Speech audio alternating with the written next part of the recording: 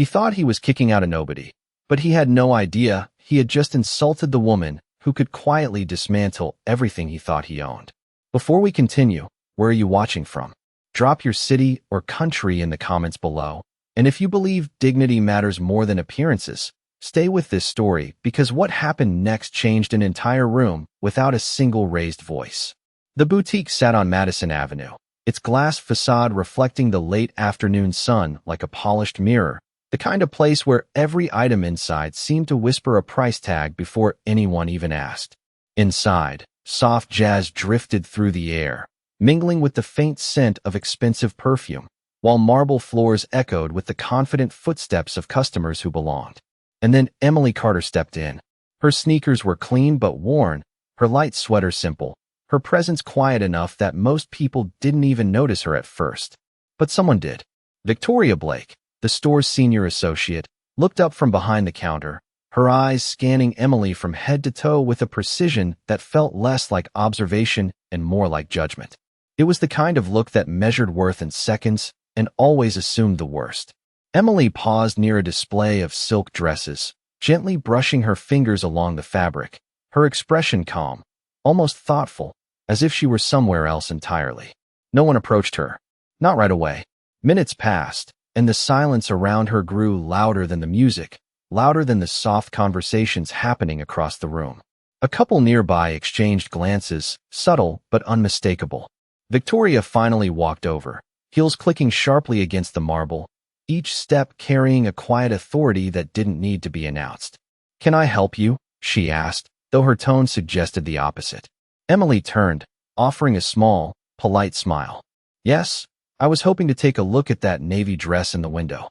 Victoria's lips tightened almost imperceptibly. "That piece is part of our premium collection," she said, her voice cool, rehearsed, the kind of sentence that sounded like policy but felt like exclusion. Emily nodded, unfazed. "I understand. I'd still like to see it." For a brief second, something flickered in Victoria's eyes, impatience, maybe irritation, but it disappeared just as quickly, replaced by a thin smile that never reached her gaze.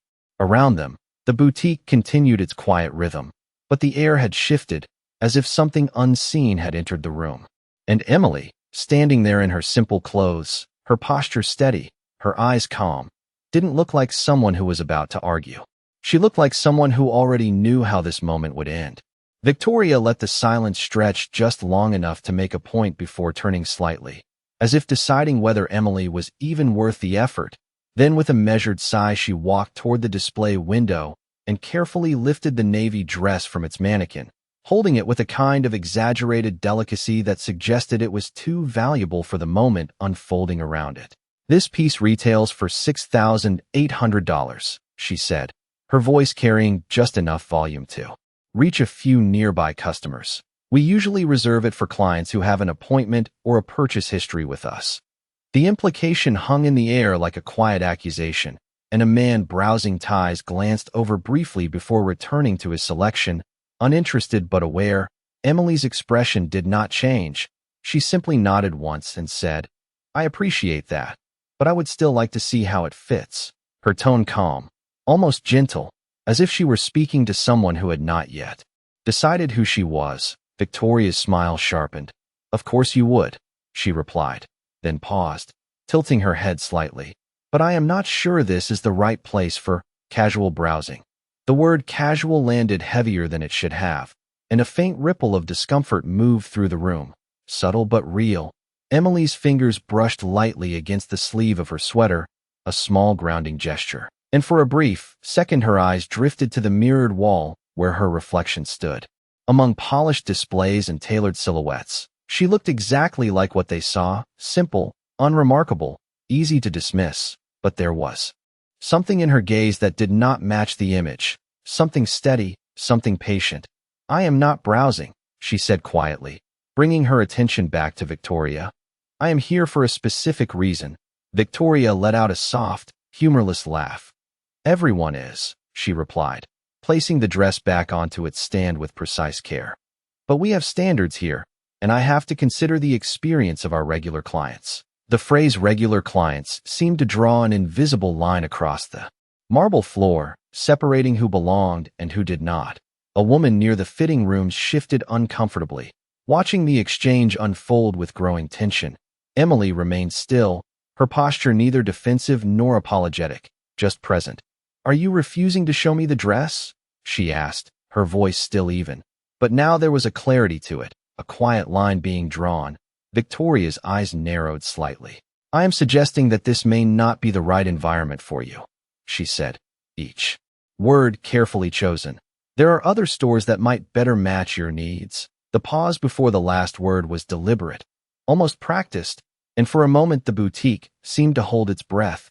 Emily inhaled slowly, her shoulders rising just enough to be noticed, then settling again. She looked around the space, at the glass displays, the polished floors, the people pretending not to watch, and then back at Victoria. "I see," she said softly, and there was no anger in her voice, no embarrassment, just a quiet understanding that settled over the moment like a final note. "In that case, I will not take up any more of your time." Victoria gave a small nod, already turning away, satisfied with the outcome she had orchestrated. But she did not see the way Emily's eyes lingered for a fraction longer, not on her, but on the room itself, as if committing it to memory. Emily turned and walked toward the door, her steps unhurried, the sound of her sneakers barely audible against the marble, and as she reached for the handle, she paused, just briefly, pulling her phone from her pocket, her thumb hovering for a second before dialing. When the call connected, her voice was low, almost inaudible beneath the music. "Hi, I am done here," she said simply, then ended the call without waiting for a response, slipping the phone back into her pocket as she stepped out into the fading sunlight, leaving behind a room that had already begun to forget her, unaware that the moment they had just dismissed was not an ending, but the quiet beginning of something they would not be able to ignore. The boutique doors closed softly behind Emily, the sound barely noticeable against the hum of the city, but inside, the atmosphere shifted in a way no one could quite explain, as if something unresolved lingered in the air. Victoria returned to the counter, smoothing the front of her blouse with practiced composure, already recounting the interaction in her mind as a small victory, a necessary enforcement of standards. "Some people just do not understand where they belong," she murmured to a colleague, who nodded with a polite smile, though her eyes flickered briefly toward the door. Uneasy. Minutes passed, and the rhythm of the store resumed. Credit cards swiped, quiet laughter exchanged, mirrors reflecting curated perfection. Yet the earlier moment refused to fully disappear. It hovered just beneath the surface, unspoken but present. Outside, Emily stood on the sidewalk for a moment, the late afternoon light casting long shadows across the pavement. Cars moved steadily along the avenue, horns distant, conversations blending into a soft urban soundtrack. She did not rush, did not look back. Instead, she walked calmly to the edge of the curb and waited, her posture relaxed, her expression unchanged, as if time itself had slowed around her. Back inside, Victoria checked her watch, then adjusted a display of handbags, her movements precise, controlled. But something about the silence between transactions began to feel heavier, a subtle tension threading through the space. One of the junior associates leaned closer to another and whispered, "Do you think that was necessary?" The question, barely audible, quickly dismissed with a shrug. "It is policy," came the quiet reply, though it sounded less certain than intended. Then, almost exactly 1 hour later, a low, smooth engine sound rolled down the street, different from the usual traffic, deeper, more deliberate. It did not rush. It arrived. The reflection appeared first, stretching across the boutique's glass front like a dark wave. And then the vehicle itself came into view, a sleek black sport utility vehicle, its finish flawless, its presence impossible to ignore. It slowed to a precise stop directly in front of the entrance, the kind of stop that suggested intention rather than convenience. Inside, conversations faltered, just slightly, heads turned without meaning to, drawn by something they could not yet name. Victoria glanced up, her eyes narrowing for a fraction of a second as she took in the vehicle. The way it occupied the curb with quiet authority. The driver stepped out first, moving with efficiency, opening the rear door without hesitation. And then there was a pause, brief but charged, as if the entire street held its breath. Emily, who had been standing just a few steps away, turned calmly and walked toward the open door, her movements unhurried, familiar, as though this was simply the next step in a sequence only she understood. Inside the boutique, no one spoke.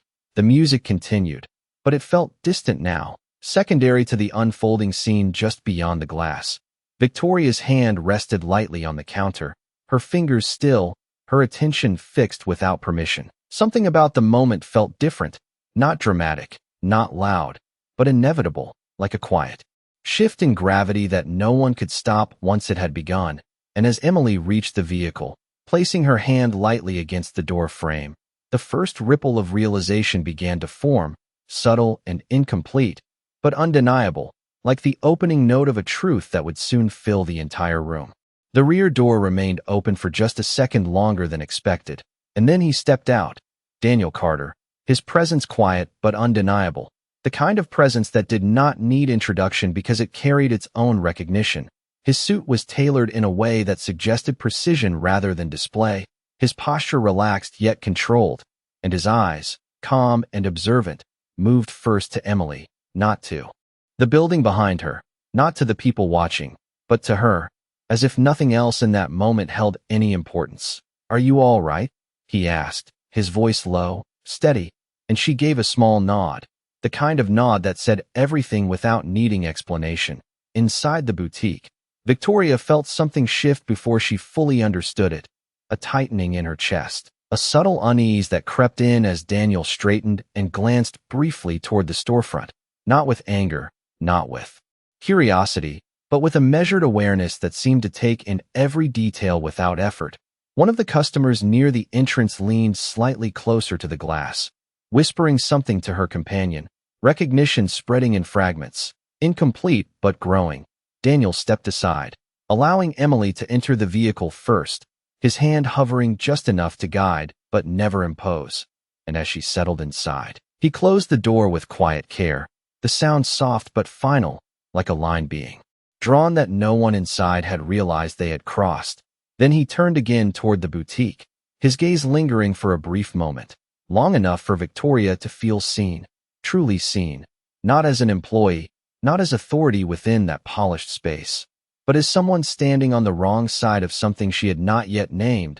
Her fingers tightened slightly against the counter, the confidence she carried moments earlier beginning to thin, replaced by a question she could not yet form. One of the junior associates stepped closer to her, voice barely above a whisper. "Is that?" She did not finish the sentence, because she did not need to. Victoria knew the name forming in the silence. Daniel Carter, the same name that appeared in business journals, in investment reports, in quiet conversations among clients who mattered, the same name that carried weight far beyond the walls of their boutique. And suddenly the earlier moment replayed in her mind, not as control, not as policy, but as something else entirely, something far more dangerous. Outside, Daniel moved around the vehicle with unhurried steps, the driver already back in position, the engine idling smoothly, and as he reached the other side, he paused once more, his gaze lifting slightly toward the glass facade, not searching, not questioning, simply acknowledging. And in that acknowledgement was something unmistakable, not anger, not retaliation, but certainty, the kind that did not need to raise its voice to be heard. Inside, the room had gone quiet in a way that no music could fill. Conversations had stopped without anyone realizing when. Eyes remained fixed on the scene unfolding beyond the glass, and Victoria, standing at the center of it all, felt the first clear crack in her certainty, the realization beginning to settle, slow and heavy, that the woman she had dismissed, the one she had measured and found lacking, had not been out of place at all, and that the mistake she had made was not in judgment alone, but in assuming she was the one with the authority to decide who belonged. The engine continued its quiet hum as Daniel opened the front passenger door, but he did not get in immediately. Instead, he stood there for a moment, one hand resting lightly on the frame, his eyes lifting again toward the boutique, not with urgency, not with confrontation, but with a calm that carried far more weight than anger ever could. Inside, Victoria felt her throat tighten as recognition fully settled into place. It was no longer a question, no longer a possibility. It was certainty, the kind that reshaped everything in an instant. Her mind raced through fragments of conversations she had overheard from clients. Mentions of Carter Holdings, private investments, exclusive partnerships, names spoken with respect that bordered on caution, and now that name was standing just outside her store, connected to the woman she had just asked to leave, a woman she had dismissed without hesitation. The room seemed smaller suddenly. The polished marble floors no longer felt like a stage of control, but something else entirely, something fragile. One of the customers near the counter slowly lowered her phone, no longer pretending to browse, her attention fully captured, while another whispered under her breath, "That is him." The words barely audible, but enough to ripple through the silence. Victoria's fingers curled slightly against the counter, her composure cracking in subtle ways she could not hide. She took a step forward without fully realizing it, then stopped, unsure of what action could possibly undo what had already been done. Outside, Emily sat inside the vehicle, her gaze forward, her expression unchanged, as if the moment behind her had already been filed away, not forgotten, but understood. Daniel finally stepped in and closed the door, the sound soft but final. The driver glanced once in the rearview mirror, waiting, and Daniel gave a slight nod. But the vehicle did not move immediately. It lingered for a second longer, long enough for the weight of realization to settle completely inside the boutique, long enough for every person watching to understand that something irreversible had just occurred. Victoria felt a sudden urgency rise within her, a need to correct, to explain, to reclaim control of a situation that had already slipped beyond her reach. She moved toward the entrance, her steps quicker now, less measured, the confidence from earlier replaced by something closer to desperation. The glass door opened, and the city noise rushed in, louder than before, harsher against the fragile quiet she had just left behind. "Wait," she called out, her voice carrying farther than she intended, and for the first time, it did not sound authoritative, it sounded uncertain. The driver paused, looking to Daniel for instruction, and Daniel turned his head slightly, just enough to acknowledge the voice without fully engaging. Victoria stepped closer to the vehicle, her posture no longer composed, her words forming too quickly. "I think there has been a misunderstanding," she said, forcing a smile that did not hold. "We would be more than happy to assist you, if you would like to come back inside." The offer hung in the air, fragile, late, and painfully transparent, inside the car. Emily turned her head slightly toward the window, her eyes meeting Victoria's for the briefest moment, and in that look there was no anger, no satisfaction, only a quiet clarity that made the moment feel even heavier. Daniel watched the exchange without interruption, his expression unchanged, and when Emily's gaze returned forward, he gave the smallest signal to the driver. The engine shifted, the vehicle beginning to move with smooth precision, leaving behind the boutique, the glass, the silence, and the realization that some doors, once closed, are not meant to be opened again. The black sport utility vehicle merged smoothly into the late afternoon traffic, its presence dissolving into the steady rhythm of the city as if nothing extraordinary had just happened. But inside the boutique, everything had changed. The silence that followed was no longer subtle. It was complete, heavy, undeniable. Victoria stood just inside the doorway, her hand still resting against the glass as if she could somehow rewind the last few minutes. But the street outside continued forward. Without hesitation, cars passed, people walked, life moved on, and the opportunity she had just lost did not linger to be reclaimed. Slowly, she stepped back inside, the door closing behind her with a soft click that echoed louder than it should have. Every pair of eyes in the room shifted toward her, not openly, not confrontationally, but enough for her to feel it, the weight of observation, of judgment, of something quietly turning against her, the same room that had once reflected her. Authority now seemed to question it. One of the customers near the fitting rooms adjusted her bag and spoke just loudly enough to be heard. "It is not always about how someone looks." The comment was not directed, but it landed precisely where it needed to.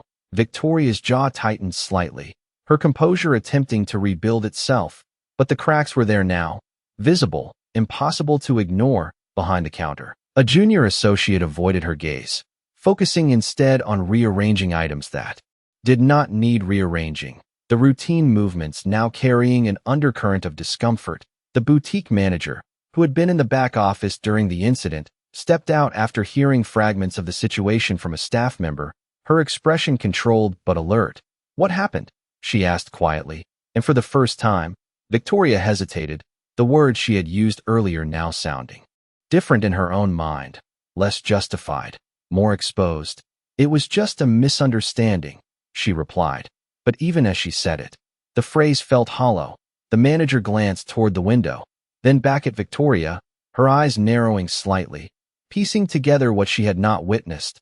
"That was Daniel Carter," she said, not as a question, but as a statement, and the room seemed to tighten again around those words. Victoria nodded once, the motion small, restrained, and in that moment, the reality settled fully into place, not dramatic, not explosive, but final, the kind of realization that did not need volume to carry consequence.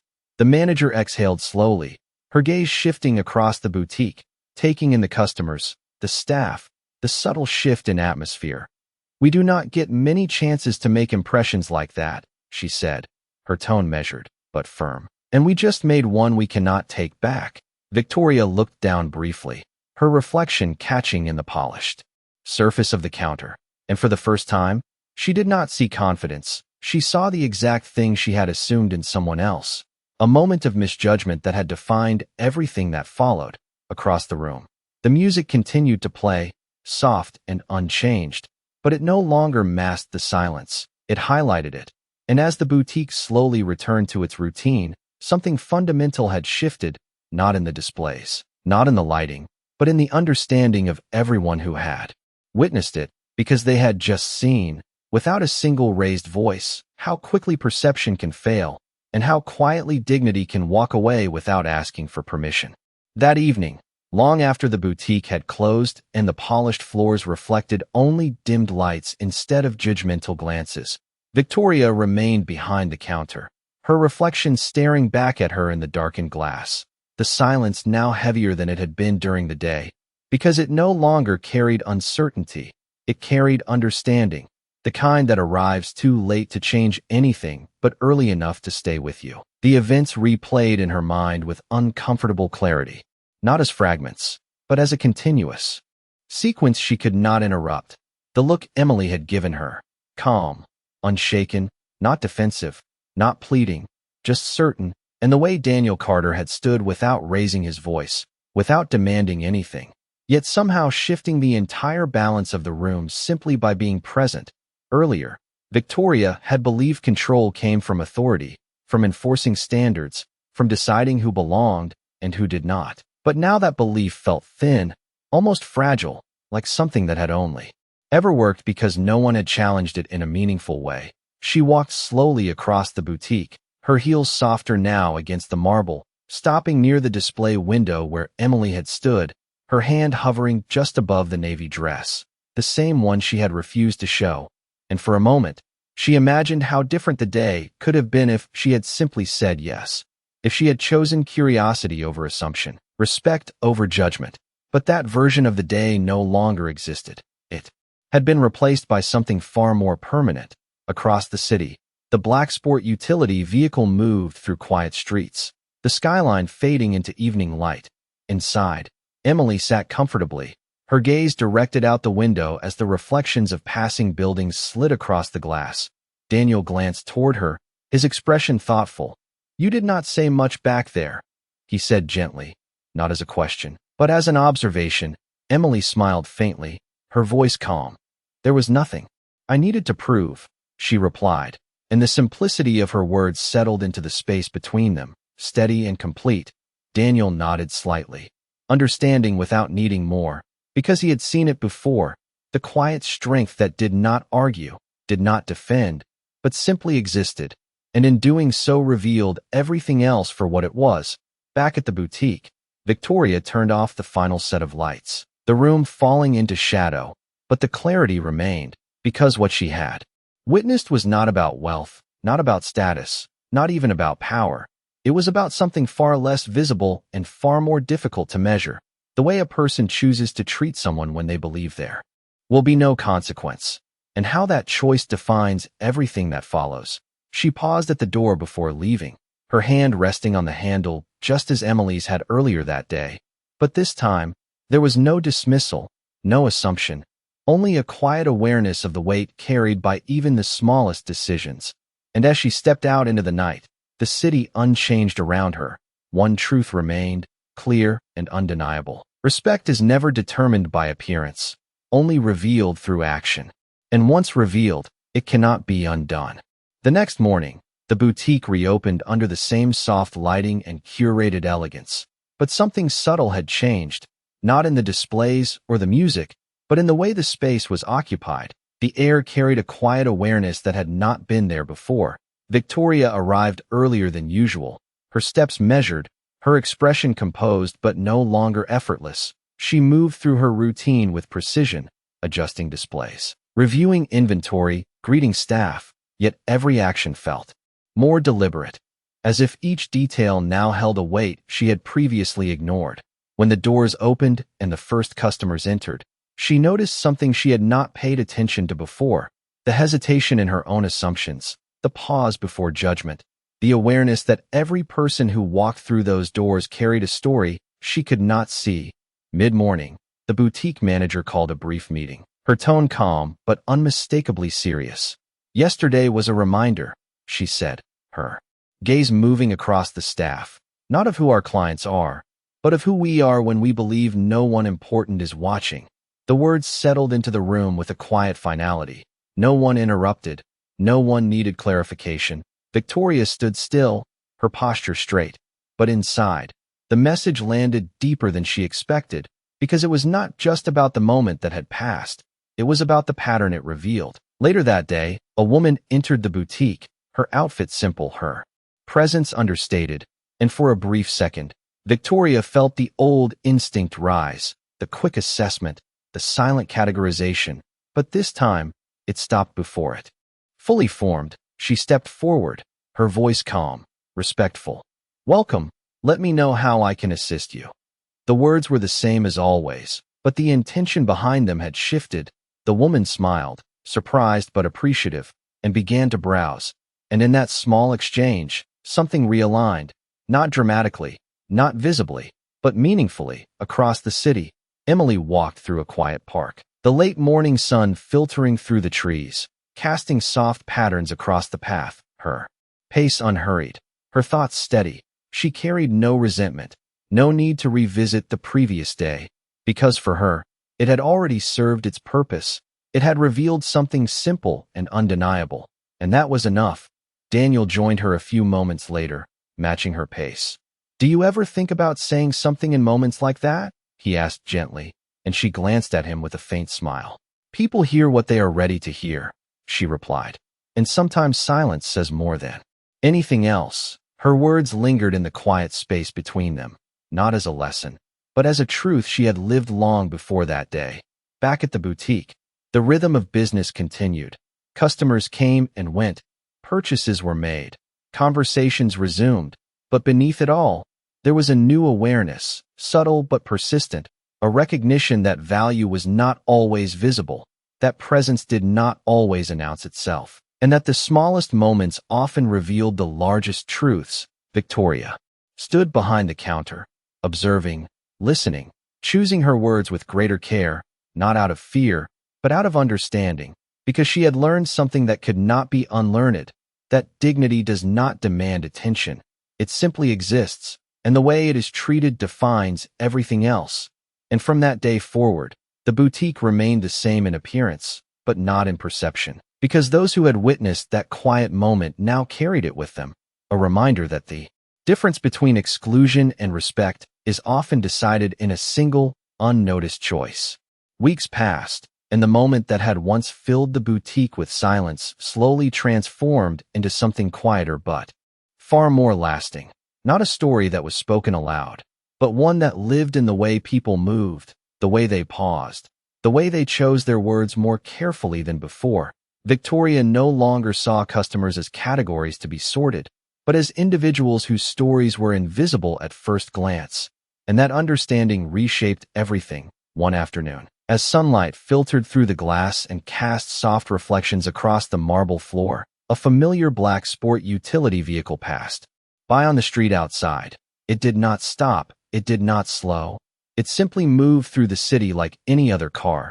But for a brief moment, Victoria's eyes followed it, not with fear, not with regret alone, but with recognition, the kind that stays long after the moment itself has passed. She did not step forward, did not reach for the door, because she understood now that some moments are not meant to be revisited. They are meant to be remembered.